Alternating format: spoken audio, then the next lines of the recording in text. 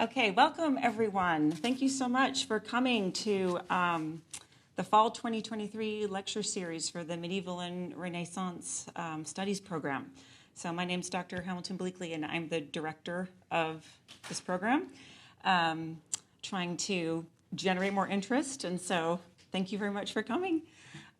So tonight we have, this is the first of our 3 lectures that we're going to hear this term. The topic of the lecture series is the political virtues. Are there any, and why does it matter?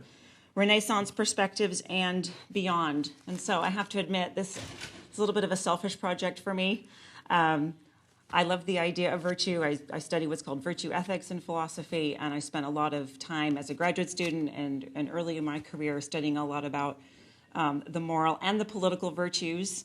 But I cannot remember the last time I heard any politician or anybody in our public square talk about what a political virtue is. So I think it's time for us to kind of get educated about this. And the medievals and the Renaissance thinkers, and also in the early modern period, have a lot to tell us. So we're very honored today to have Brittany Asaro from the Italian department come be our first speaker. So let me just introduce Professor Asaro. She is the assistant professor and director of Italian studies here at the University of San Diego. She's also affiliated faculty of the Medieval and Renaissance Studies program and the Women and Gender Studies program. She's an affiliate of the CMRS Center for Early Global Studies at UCLA and is the president of the Renaissance Conference of Southern California. Her research focuses on early modern Italian literature, specifically love motifs and philosophies and depictions of women. Her most recent article, The Redemption of Eve, the Decameron, is that how you say it? Okay, as New Genesis, will appear in the fall 2023 issue of Gender, Sexuality, Italy. Here at USD, Dr. Asaro teaches all levels of Italian language, as well as a wide range of courses on Italian culture and literature, such as Italian children's literature, Italian Renaissance foodways, human identities of the Italian Renaissance, love Italian style, and Dante and the African American imagination. She regularly teaches in the first-year LLC program at USD and in the SEY program in Florence, Italy. In the classroom, Dr. Asaro endeavors to teach early modern material in a way that is accessible to students and allows them to discover its relevance to their own personal and professional lives. She's also had the honor of serving as an interpreter at venues such as Comic-Con International in San Diego and the Special Olympics. And probably my favorite, she's also worked as a kitchen assistant as an artisanal chocolatier in Florence, right? Okay, perfect. So please join me in welcoming Dr. Asaro.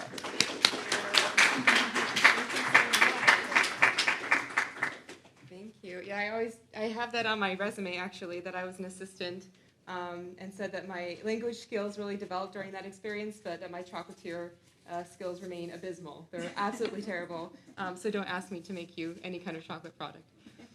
Thanks for having me tonight. I'm very excited to be part of this series and to talk to you today about Machiavelli. It's a really interesting starting point for a conversation about political virtues because on one hand, Machiavelli has been called the grandfather of modern political science, and then on the other hand, he takes the idea of virtue in politics and completely turns it on its head. So we're not going to have really any ground to stand on after this. I think we might be just as confused as when we started, but we certainly will have a lot to talk about and think about. I want to start by giving you this quote. This is, you can see, coming from a play by William Shakespeare. And I think it just tells us, first of all, that the idea of Machiavelli, who he was, what he stood for, was not contained within Italy, but was popular throughout Europe, even during his lifetime and shortly after.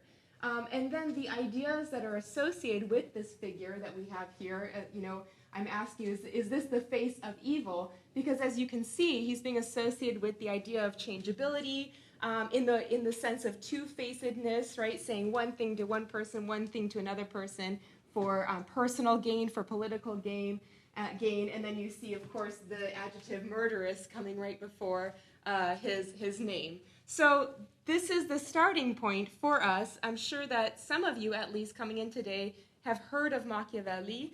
The word Machiavellian exists in English. It exists in some other languages as well, and it means opportunistic, right? Doing whatever it takes to gain something, whether or not that necessarily is ethical or not.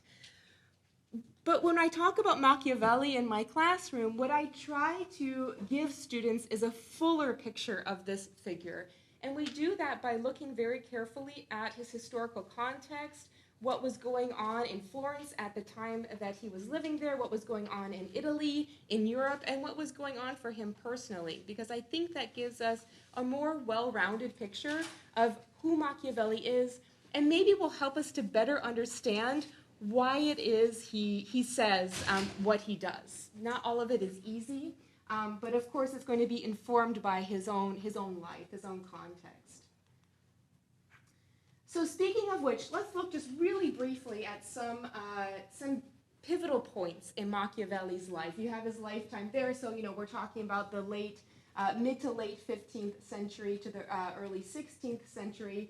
And the first thing we want to look at is, when did he get into politics? And if you look at the date here, we can identify 1498 as when his political career starts to take off. He was certainly involved in politics before this, but this is kind of when he gets his first real job, so to speak. And if you do the math, you'll see, he's not quite 30 years old, so he's in his late 20s. And I often remind students, he's maybe not as old as you would imagine. He's not that far removed from your age now. So, give or take maybe 10 years. So this is also something that I like to think about is how young he is when he begins his foray into politics. Another thing to notice, you can see his post. He's Secretary of War and Foreign Affairs. So again, Machiavelli, with this first job of his, gets to know the ins and outs, not only of what is happening politically in Florence, but what Florence's relationship is as a state. Florence is, in fact, an autonomous city-state at the time. So what the relationship is between his state of Florence and powerful foreign neighbors. I'm thinking especially of France and Spain. In Machiavelli's lifetime, and really throughout the entire Renaissance, Italy is under constant threat of warfare, if they're not already actively at war. And this is infighting between city-state and city-state, or between duchy and city-state within the Italian peninsula, and also fighting between Italy and other powers outside of it. And the last thing that we can look at is this idea of a Republic of Florence. So this, I would say, thinking about Machiavelli's life, this is kind of the golden years for him, when he's got this great job, he's living life in a way where he seems to be happy, and it's under the Republic. And so we've got a representative government within Florence when Machiavelli starts. It's not a princedom, so he has that experience with him from the get-go. But it doesn't last, right? Like everything in life, it doesn't last, especially in Renaissance Florence. So fast forward to 1512, so not too far afterwards, about 14 years later, the Medici family come back into power in Florence. You likely have heard of the Medici, maybe. I think there might be a TV show or a couple out now on them. I haven't watched them. By the time I get to watching TV in the evening, I want to leave the Renaissance behind. So even though I'm sure it's a good show. In any case, the most famous Medici, if you've heard of them, is probably Lorenzo the Magnificent. He dies in 1492, so that's when Machiavelli is quite young. And I'm just putting this out there so that you realize the Medici had already been in power in Florence. Then Lorenzo's son takes over, but he's pretty weak as a leader. That doesn't last long, and it's really easy for the Republic to be instated in Florence. And that's where we just saw Machiavelli, right? However, Lorenzo's grandson, apparently, political savvy skips a generation. Lorenzo's grandson comes back. He's a stronger leader, and he is able to, organize a coup and take hold of Florence. What happens to Machiavelli? Well, obviously, Machiavelli, having worked for the Republic, he's not going to have a good relationship with this new government, right, ruled by the Medici. And he is, in fact, tortured for colluding with the enemy, the Republic. This is something that I think, surprisingly, isn't talked about a lot when we look at The Prince. A lot of people might, think when they think of The Prince by Machiavelli, they think about the ends justifies the means, right? Which he didn't actually say. We won't get into that now. But, something like that. We might think about it as better to be feared than loved, but we don't really know, or at least not in the popular imagination, Machiavelli was tortured before he wrote The Prince. But he was. And it was a terrible method. It was called the strappado. He was strung up by his limbs with a rope and suspended. We can imagine the pain on his joints, on his limbs. And after this, he retires, in quotes, right, self-exiles to his villa in the country. He has no choice, right? He can't really have a job, and he can't have a career, so he can't have a livelihood. So he goes to the countryside. It's here, not very long afterwards, that he writes The Prince. So he writes The Prince in self-exile. And who does he dedicate it to but Lorenzo the Magnificent's grandson, also named Lorenzo, just to confuse us, right? It's a job application. Machiavelli, we have to imagine him in this kind of country villa. He's in the fields. He's no longer in the thick of things, in the fascinating, fast-paced city life. And he says, this is what I can offer you as a new prince. I can offer you what's in here, what I have seen, my experience, because I know how to gain power and I know how to keep power. And so he submits this to basically his torturer, right, to get you, thinking about what his frame of mind is. And it circulates in Florence in manuscript form. This is Machiavelli's country house. It looks a little bit different now than it did back then. You can still visit this.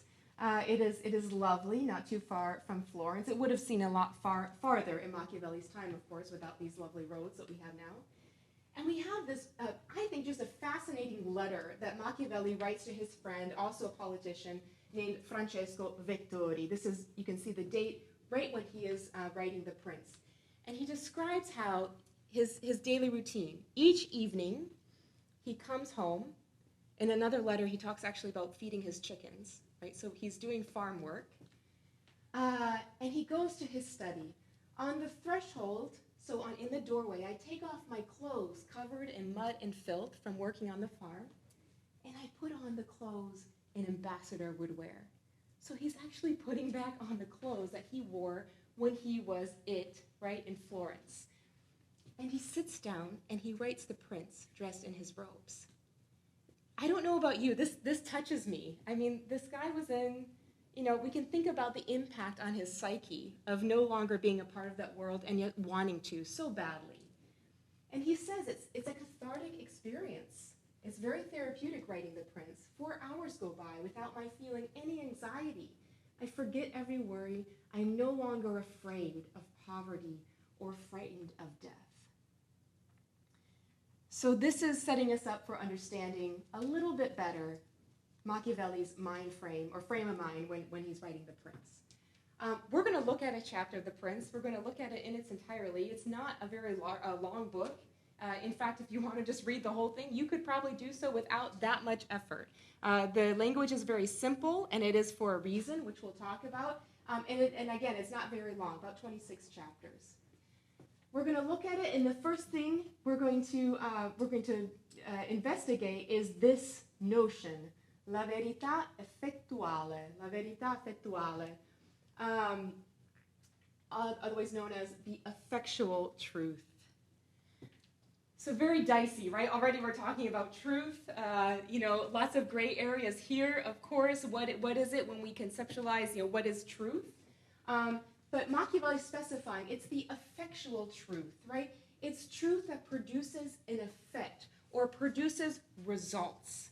This is the truth that Machiavelli wants to talk to us about. In Italian, if you say in effetti, it's kind of a filler. It means will actually, will really, right? So we have that effetto, the actual truth, if you will. So let's see what he says. So he begins telling us what his purpose is. He says, it remains to be seen now what the methods and procedures must be for a prince with regard to his subjects and friends. Notice how exacting he is. This is why, some call him the grandfather of modern political science, because it is. He's taking, an almost scientific approach and a procedural approach to describing what a prince should do. And because I know that many have written about this, excuse the typo, about this, I fear that if I write about it again, I may be deemed presumptuous, since I depart, especially in discussing this matter, from the rules given by others. So already he's trying to get ahead of his detractors. He's like, before you even say, but wait, I'm going to get ahead of you. Before you even object, I'm going to acknowledge that other people have written about this. But I am going to break the rules, is what he's saying. I'm going to say something brand new, even though it seems like everything's already been said. So what is this new thing that Machiavelli is offering us or offering the prince? The new thing is something for use. My intention is to write something of use for those who understand it. It seems more suitable to me to go after, here it is, la verità effettuale, the effectual truth of the matter, than after an imaginary one.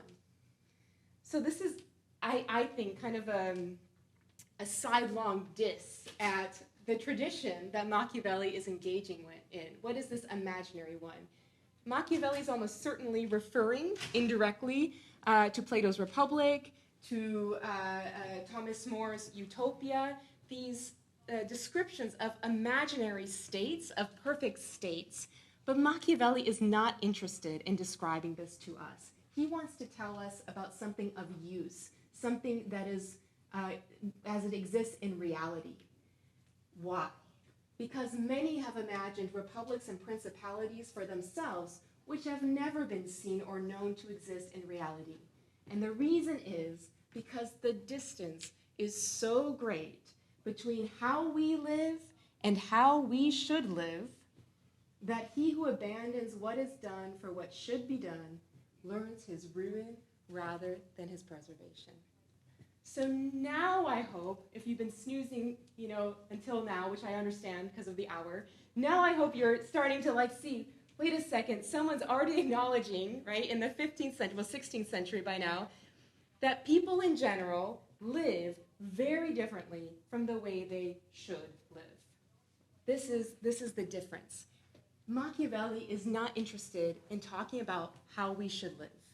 He wants to talk to us about how we actually do. Because a man who wants to make a profession of goodness in everything is bound to come to ruin among so many who are not good. There are too many not good people out there for us to try to always be good. If we try to always be good, Machiavelli says, we will come to ruin. So we're starting to see kind of why Machiavelli is getting this bad rap, right? Why he's famous for being the murderous Machiavelli, like we saw in the comment from Shakespeare. Let's see what else he says. He says, leaving aside the things that have been imagined. I'm not going to talk about imaginary things. I'm talking about real things. I'm going to talk about and discuss those things that are true. I say that all men, when they are spoken of, and especially princes, because they are placed at a greater height, are judged for some of those qualities which bring them either blame or praise. So what Machiavelli is telling us is that everybody, but especially people in the public eye, right, like a politician, are going to be judged. And there's really no middle ground. They're either blamed or they're praised. And we're going to see this kind of, dichotomy right here. Let's see what some of these characteristics are. This is why one, meaning one prince, one politician, is considered liberal. He means generous. The other, miserly or stingy. One is a giver. The other, rapacious, a taker. One cruel. Another, merciful. One treacherous, someone who betrays. Another, loyal.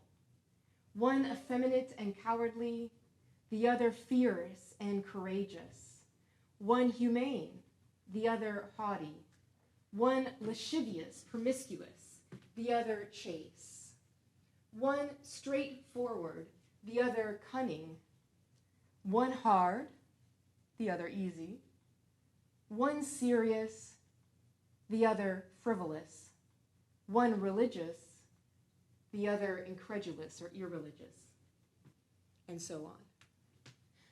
So if we, I try to give you a little bit of a visual here.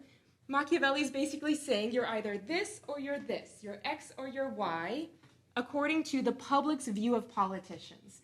And, we can see the stuff on the yellow, this is where we want to be, right here on the left. Stuff in green, probably not so much. So again, Machiavelli's telling us this is what used to be the rule book. Be over here, don't be over here, and everything will be okay. This is not what Machiavelli's experience has shown him. He has seen something very, very different. So speaking of virtues, right, this is kind of a list, if you will, of traditionally what would be called virtues. So let's talk a little bit more about that. Our next concept is virtu, which we can call virtue in English. Maybe. We'll see what Machiavelli says. First, I want to just talk very briefly, again, giving you a little bit more of a visual about how virtues were considered, categorized in Machiavelli's lifetime and before. What is the tradition surrounding virtues? Let's look at the Middle Ages. So, it's a bit fuzzy, the dating here, but that's okay. We'll back up. So obviously not Machiavelli's lifetime. This is mid-14th century, what we might call the Middle Ages, or maybe the beginning of the Renaissance in Italy. This is in Siena. I don't know, has anyone ever seen this in real life, by the way? Okay, not yet, right? One day. So we're not in Florence here. We're in the neighboring town, Siena, a rival. It was then, it still is. And this is in the Palazzo Pubblico, or town hall. The cool thing about this is an allegory of good government. So an allegory is a set of symbols that's standing in for ideas. And where this allegory is, it's a fresco on the wall of the meeting room where the nine of Siena, Siena's a communal government at the time, would be making policies. So as they're sitting there drawing up legislature and voting, they're having these people, right, these depictions of people that are standing in for ideas, staring at them and holding them accountable. This is the idea behind this fresco by Lorenzetti. It's huge, by the way. It covers the walls, all four walls of this meeting room. So who are we seeing? It seems to be a king, but in fact it is not. This is the representation of the commune of Siena. So kind of the collective, right? The government of Siena. And the commune of Siena is being guided by virtues. We've got three Christian virtues, three theological virtues: faith, if you know your Latin, I don't expect you to, I even have to look these up, right? Charity and hope. And then to the side, the commune is flanked by other secular virtues such as fortitude, prudence, magnanimity or generosity, temperance, and justice. So you can see a lot's going on here. You can look this up, by the way, online and do a virtual tour. It's really fascinating. So pretty straightforward. It's also straightforward what not to do. This is the allegory of bad government. So how do you get in trouble? You can see what Lorenzetti thinks about bad government. What is this? This is tyranny, right? It's basically a devil. Interesting mix, right, of secular and religious themes. Tyranny is being assisted by avarice, pride, and vainglory, or vanity, right? And also with some help of cruelty, deceit, fraud, division, and war. Why not? All working together to help out tyranny. So if we're thinking about Machiavelli's, the prince, this is the right side, the bad side, right? The green list. Again, this is what Machiavelli is working with, but he's going to give us a much more nuanced explanation of what virtue is. Machiavelli says, I know what you're thinking. everyone will admit that it would be a most praiseworthy thing for a prince to have, of all the qualities mentioned above, those that are held to be good. All the yellow stuff, that's where you want to be. But, there's always this but with Machiavelli. Since it is impossible to have all of them, and even to practice any one of them completely, because the human condition does not permit it. I know people, and people can't do this. I don't know if this is ringing any bells for anyone else. Honestly, personally, I try to be more optimistic about humanity than Machiavelli, but I didn't have the life experiences. I don't, thank goodness, have the life experiences of Machiavelli. The human condition does not permit it. So, it's necessary for him, for the prince, to be sufficiently prudent, clever, right, observant, so as to know how to avoid the infamy of those vices, not just not to avoid vices, but to avoid the vices that would lose him the state. And if he can, to guard himself against those which might not lose it for him, although if he can't, he can indulge them with less concern. So try not to be bad, but if you can't help it, which you probably can't, try to avoid those which would lose you the state, and everything will be okay. And further, the prince need not worry about incurring the disgrace of those vices without which it would be difficult for him to save the state, for if everything is carefully considered, it will be found that something which seems a virtue, this is virtu, would, if practiced, become his ruin. And some other thing, which seems a vice, would, if practiced, result in his security and well-being. What in the world do we do with this? I don't know. I don't have the answers. All I can say is that Machiavelli is showing us a picture, a snapshot of a world, of a political world, right, in which virtue becomes our ruin and vice can mean security and well-being. This is what we have to work with.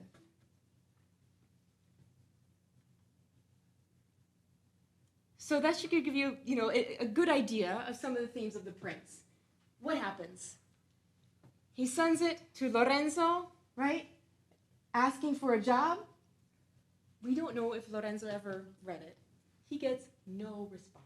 He doesn't even get a no, which would almost be better, right? It's just silence. I don't know if any of you have ever applied for a job and they just don't even bother to call. And you're like, it's a dagger to the gut, right? Just tell me no, please. Don't leave me hanging. So I imagine poor Machiavelli with his chickens, right, out in his villa, and he just gets no answer. He doesn't give up.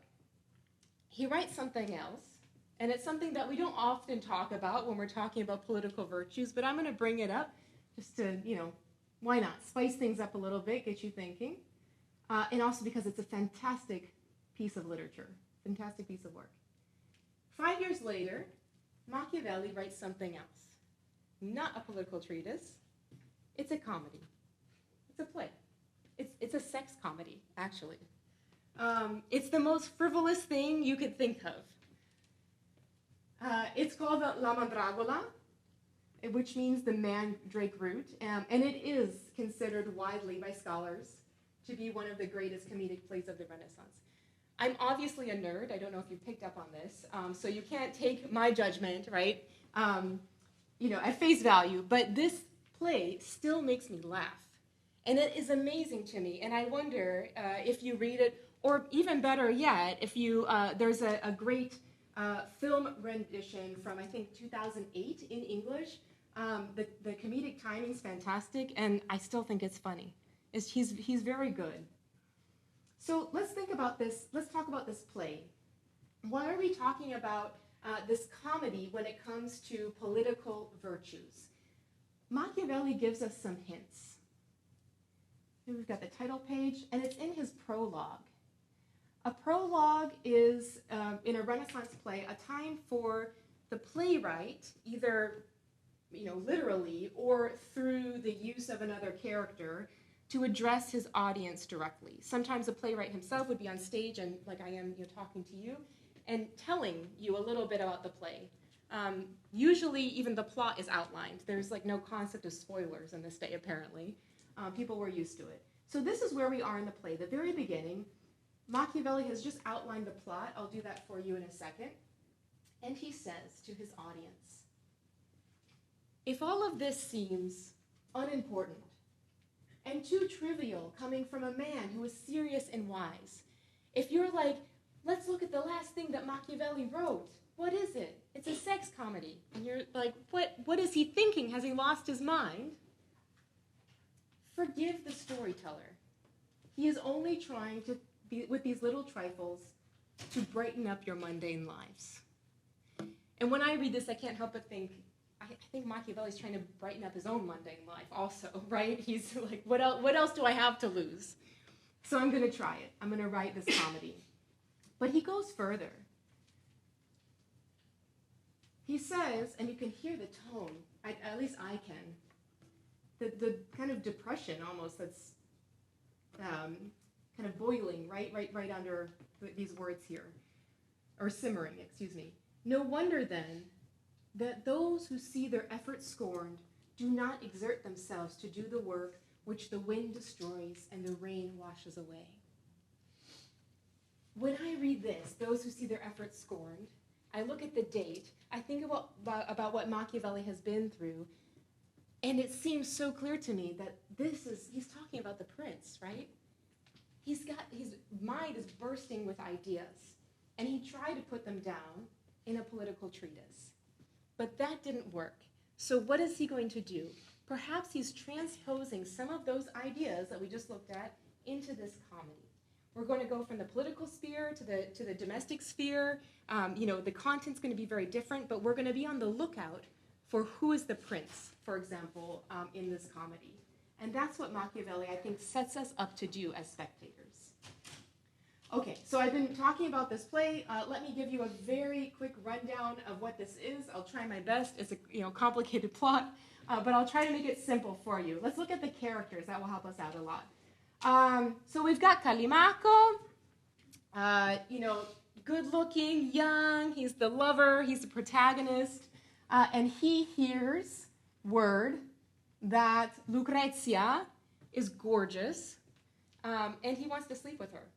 That is the whole plot, right? So already we're like, okay, we're in a very different realm than the prince. That's the whole plot. How is Callimaco going to be able to sleep with Lucrezia? This is very typical, by the way, of Renaissance comedies as kind of a plot generator. Callimaco's got some problems, however. First of all, Lucrezia is virtuous. And not virtuous in the way that Machiavelli thinks about virtue. She's like actually a good person. She is chaste, right? She's got all the good yellow stuff on this side. And she's married. She's married to this guy named Nietzsche, who thinks he's really smart, but is not. He's a lawyer. He uses Latin like randomly and incorrectly. So again, it's great. It's a great comedy. But Callimaco is not going to give up hope. There's a couple of things that give him hope that he can be with Lucrezia. The first, besides Nietzsche's stupidity, is that Lucrezia and Nietzsche have been married for a while, and they don't have kids. And they desperately, desperately want kids. Why do they want children? There might be, a personal desire, but in this society, having children is the sole way to pass on wealth. You need biological children to act as heirs, right? You need biological male children to act as heirs. In fact, another character in the play, which we'll meet in just a few seconds, says at one point, don't you know that a woman without children in this world has no position, has no future? She is cast out like a dog. So already we're seeing, we're not, in the political sphere of Florence, and yet we're seeing a similarly ruthless society that sets up certain rules that people have to navigate in order to survive. And it might provoke them into doing things in order to find those holes, right, for survival, in order to find those pathways. They might have to work around the rules. Okay, so Callimaco knows that these guys want kids. he enlists the help of Ligurio, who's a parasite, this guy who basically helps people for money, and he says, I have an idea. I'm going to tell Lucrezia and Nietzsche that there's this potion. I'm going to lie. There's no potion. But he's going to say there's a potion that will cure Lucrezia of her infertility, even though Machiavelli makes it clear that it's this guy's problem. But that's another story. There's a problem, though. This potion will work. It will make her instantly fertile, but the first man who sleeps with her after she takes it will be poisoned and die. So you want to tell her that she needs to find somebody else, a nobody, to sleep with her, draw the poison out, and then he says to Nietzsche, and then you can use her as you will. So the plot, of course, is that they're going to dress a Callimaco as some guy on the street and get him into her bed. This is how he's going to pull it off. You still have to figure out how to convince Lucrezia to go along with it, so it becomes even more depraved. They enlist the help of two people that she trusts, her mom and her confessor. Her mom is aware. She's the pragmatist. I really like the mom because she's practical. She doesn't care that they're going to, basically murder someone, as far as she knows, right? And have her daughter sleep with someone. She doesn't care. She wants her daughter to have kids so that both of them can have a future. Fra Timoteo is getting paid.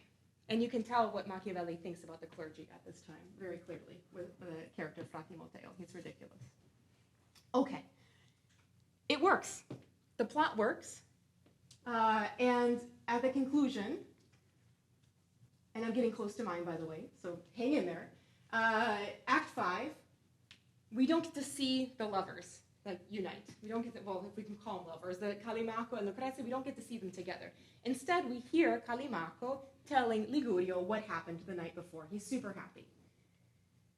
And he tells Ligurio, last night, after some sign, Lucrezia said, by the way, Callimaco feels guilty and tells her the whole thing.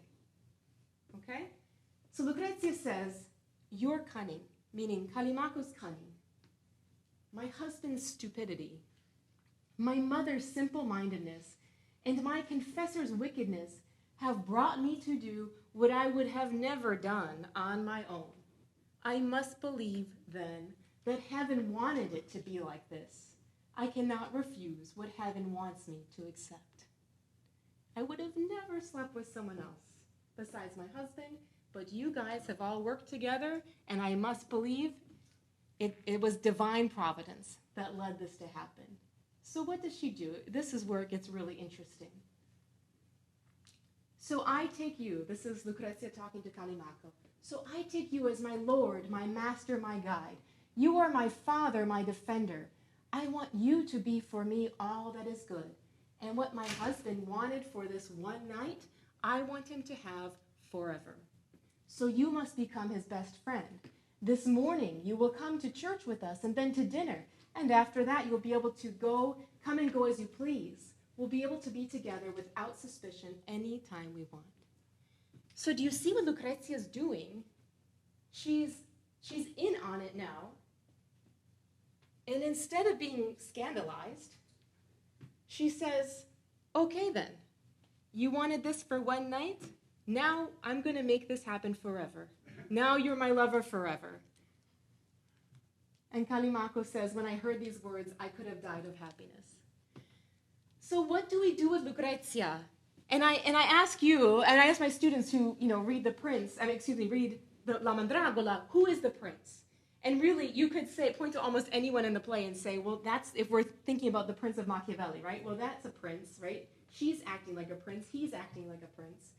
I want to give you just a few more bits of information about Lucrezia, and then we'll finish here. But Machiavelli does nothing by accident. He does everything on purpose. And by naming Lucrezia, his audience would have automatically thought of two figures. The first figure is, we can see here, is this legendary figure coming from classical antiquity, Lucrezia, who is raped, and then to preserve her honor, kills herself. So if we think about Lucrezia in La Mandragola as, being what we would call now raped by deception, Machiavelli is definitely invoking this figure, right? She was tricked into sleeping with somebody that she didn't want to sleep with. At the same time, we have this figure, also named Lucrezia. These would have immediately, both of them simultaneously, would have immediately come to a Renaissance spectator's mind. This is Lucrezia Borgia. You might have heard of the Borgias, also a TV show about them, maybe more than one. You can tell from the picture, right? She was looked at as a femme fatale. There's a kind of a mythology surrounding her. As a historical figure, she probably was just an ordinary woman doing the best she could in life. But she has kind of this reputation of being promiscuous, of being willing to do anything in order to gain power. And so Machiavelli is kind of making us decide or kind of be in limbo between these two figures. Is his Lucrezia just a passive pawn, right? First under the power of her father, then Callimaco, her mom, her confessor? Or is she clever? Or is she a prince, reading the situation and turning it to her advantage? I think it's both, as it usually is, right, in the arts and literature. It's a little bit of both. But Machiavelli definitely wants us to consider this. Our last step is to go back to his timeline. What happens? We're at 1518 now. Jump forward about 10 years again to 1527. The Medici are ousted. A republic is reestablished, right? This is Machiavelli's chance. So he asks for a job, right? This is his heyday, right? He worked for the republic before. The Medici are kicked out again, and he's like, give me a job. But he's denied it. Why? For colluding with the enemy again. Because he wrote a pamphlet with political advice to an enemy prince. And unfortunately, he died shortly after. I always say of a broken heart. Anyway, this is what I have for you today. I'm sorry to leave it on this note. It's not really a happy ending. I don't know if it's a happy ending for Lucrezia either. It's not a happy ending for Machiavelli. On the other hand, in 2023, on a random Thursday evening when you could be doing so many other things, we're here together spending time talking about this amazing figure. So thanks for your attention. Yeah.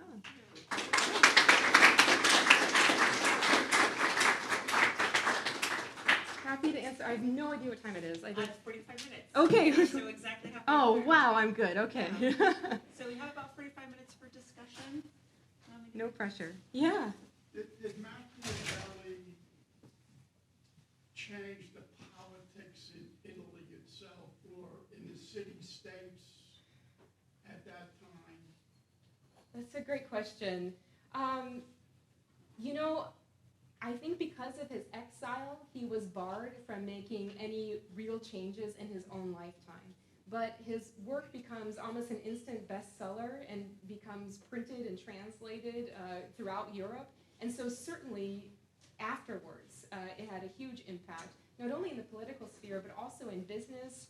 I asked a colleague in the business school, in fact, to talk about Machiavellianism in the modern corporate world. And there's, in fact, like pamphlets and books about Machiavellianism in the business world. What Machiavelli wants, or I shouldn't say wants, but thinks is the most effective way for Italy to get back on her feet is to be led by a prince. Even though, like we saw, he yearns for these kind of golden days of a republic, he has seen how weak leadership can make Italy very vulnerable. And so that's how the prince ends. Unfortunately, that's what ends up happening, is that you have these very powerful neighbors that come into Italy and that take power, and it's kind of fractured. The power in Italy is fractured, and it ultimately weakens it. Thank you. Yeah.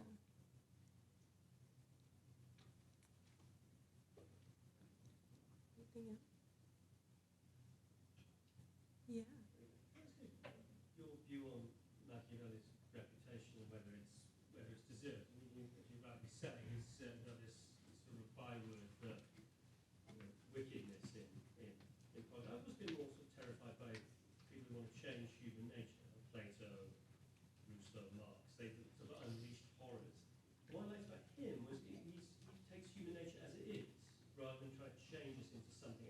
Mhm. towards Poles. Yeah. Awful violence, I think. So why do you think he has such a bad reputation? Because he's upfront about the problem of virtue in politics? Is it in any way deserved, or are you a fan? I mean, it's probably apparent that I'm a fan, right? Also because if you go outside of The Prince, not just the Mandrake Group, but other works of his, I think you get to see kind of other sides of this thinker. He's much more complex than I think he lets on in The Prince. In The Prince, he is very kind of, X and Y, very direct, because that's the nature of the work, and that's what he says that he's going out to write about. There is a theory out there that I'm not sure if I'm completely convinced by, but I think it's an interesting theory to propose, and that is that Machiavelli, by writing The Prince and by publicizing it, I'm thinking of the word in Italian, spreading it throughout Florence, that he's drawing back the curtain of the workings of The Prince for the common people. So in that way, he's taking power away from The Prince because he's showing what is going on behind the scenes in a way that people have never been privy to before. Again, I'm not sure how convinced I am, because he does dedicate it to Lorenzo de' Medici, and I don't know how we would expect that kind of the common people would be able to read this pamphlet and then rise up, but it certainly is an interesting thing to think about. For me, I always go back to his life, and I think about what he experienced and how that is influencing what he writes, and that his views on politics are coming directly from his life experiences, having witnessed firsthand, even physically, painfully, what people are willing to do in order to hold power. And so if you want to protect yourself, you've got to play by that set of rules, right? You have to get your hands dirty as well, because if you just try to be virtuous, this world will not let you survive. And I think that same kind of thought is also apparent in the Mandrake Group too, beneath the surface of the character's actions.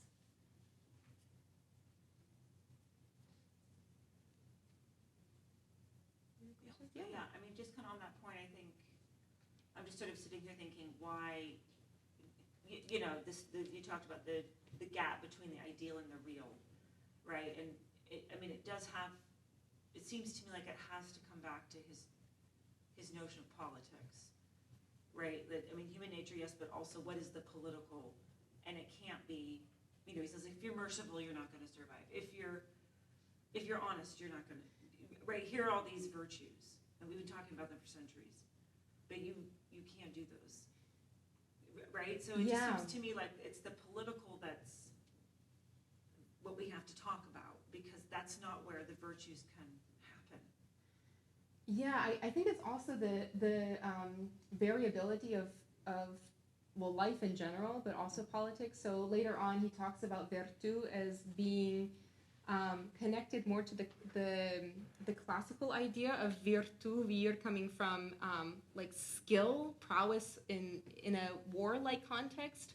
It has a lot. It's coming from the word for man, so it's got a lot of masculine connotations, and that it's the same root that we have for virtuoso. If you talk about a cello virtuoso, we're not talking about virtue, right?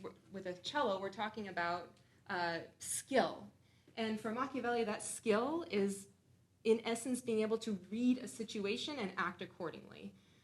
So I think that's really the root at what Machiavelli sees. And again, looking at his experience, each one of these, the Florence flip-flops between Republic and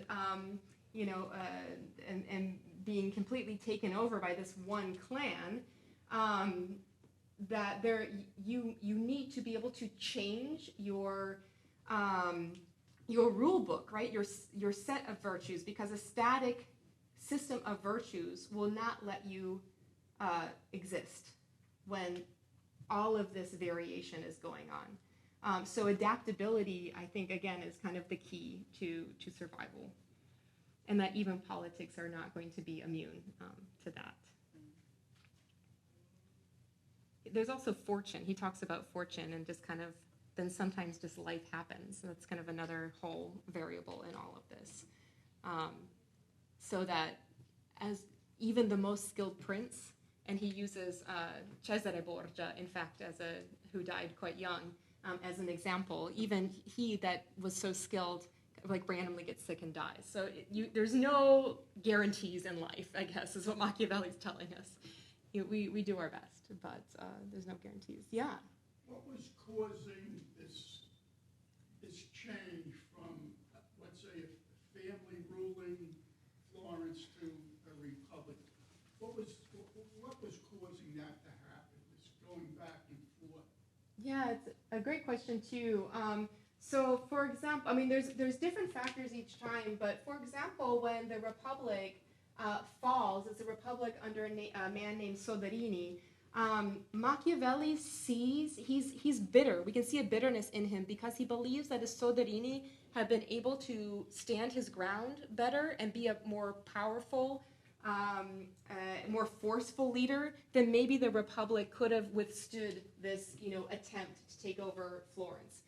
But instead, kind of the beginning of the end for Machiavelli, which for him is when the Medici come back in power, Machiavelli sees as the result of Soderini not being strong enough. And so maybe we can see this as part of the cause for him promoting a more aggressive political, not really agenda, but strategy, because he has seen what weakness leads to.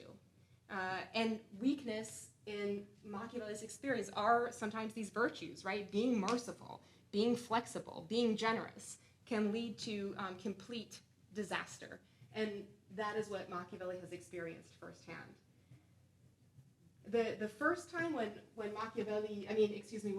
the Medici lose power after Lorenzo dies, it's also because of weakness, because his son Piero couldn't hold power onto power, and that's how the Republic is instated in the first place. Yeah.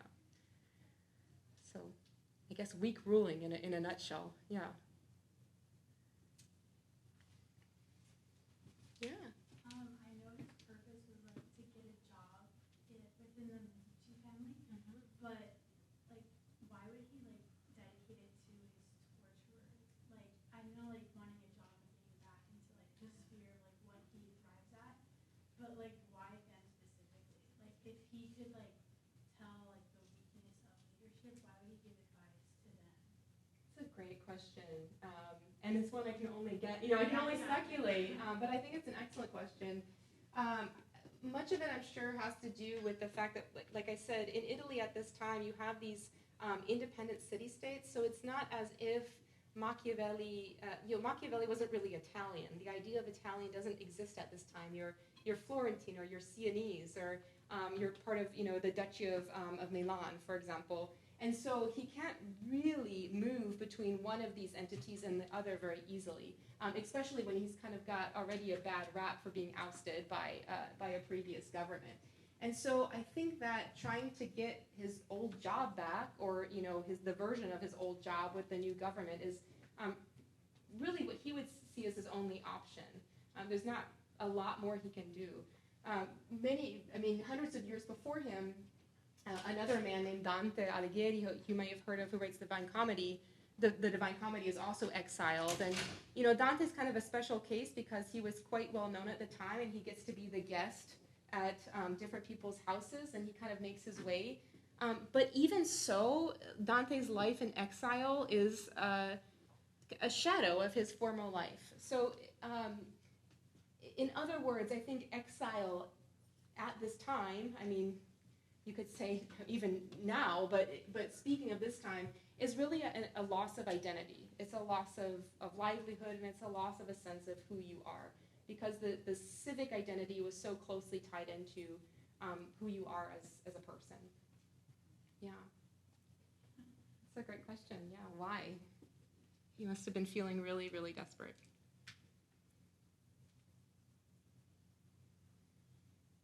Anything else? Well, maybe just to follow up on that, I was really struck by the quote you gave. That is when he's writing The Prince, he feels no anxiety and no fear. Yeah. That's a very odd quote. I just wondered if maybe your explanation that he thinks it might be either he thinks it might be successful, or he he needs or he it. actually, or he thinks it's going to work, right? I can't find it. He thinks this thing is going to work. Yeah. What he's doing. Let me see if I can find that for you. This one here you're talking about, yeah. Yeah.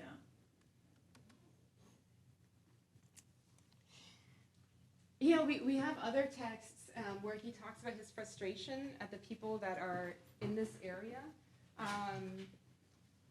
because they're rural folk. You know, they're not educated. It feels, I think, to Machiavelli like being on a different planet. You know, going from knowing the ins and outs of the local government and also, you know, as Secretary of War and Foreign Affairs, understanding how Florence then relates to those other, you know, huge political states. And then going to this countryside where, you know, he might as well be on Mars. I'm sure he felt very lonely as well. So yes, I think there is a sort of kind of self-help, a sort of therapy that he goes to. I don't think a lot of, you know, scholars have taken that approach to this, but I can't help but kind of put myself in Machiavelli's shoes and see that very personal motivation. Besides him having, you know, strong political convictions, but I think some of this is just, like you said, exactly this, just trying to forget his worries for a while. And how does he forget his worries but do what he loves, which is, you know, provoking people. So there might be some of that going on too, yeah. Well, thank you so much for having me. Yes. Thank you so much.